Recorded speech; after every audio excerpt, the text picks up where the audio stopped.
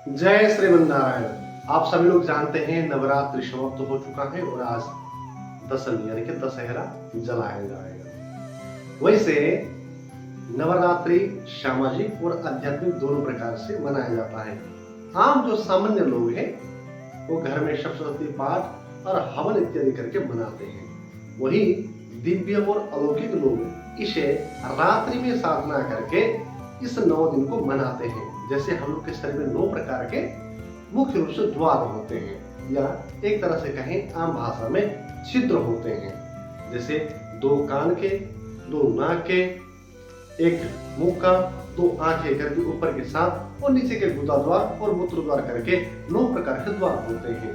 इन्हीं द्वार की जो साधना प्रत्येक दिन एक एक करके किया जाता है, इसे ही हम लोग कहते हैं नवरात्रि।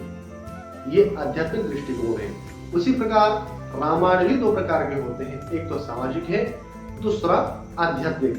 सामाजिक दृष्टिकोण बहुत सरल है। हम लोगों ने कई बार फिल्मों में देखा है, कई बार टेलीविजन के माध्यम से कथाएं सुनी है।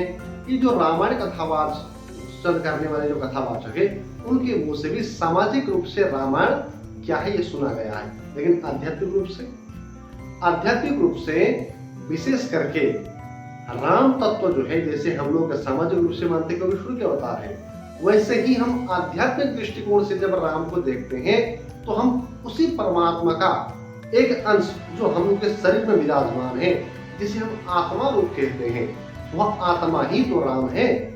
और राम इस शरीर में आकर के जब मन में जो अवगुण है, क्या क्या है, काम, क्रोध, लोभ, मोह, मत्सर्य, ईर्ष्या, द्वेष, अहंकार, अन्याय, ये जो नाना प्रकार के 10 अवगुण हैं, जिसके कारण इंसान कभी ना कभी यहाँ वहां भटकता है, या यहाँ वहां नाना प्रकार की चीजें करके समाज में या अपने परिवार में या हम लोग जहां रहते हैं वहां उपद्रव फैलाने का प्रयास करते हैं। इसी का नाम रामायण में रावण है। इस रावण को समाप्त करके, जैसे हम सभी लोग दशहरा के रात्रि पर रावण का दहन करते हैं, जब तक हम इन 10 अवगुणों को उस रावण में सब जाकर के आध्यात्मिक रूप से दहन नहीं करते थे, तब तक रावण दहन का कोई तात्पर्य निकलता ही नहीं है।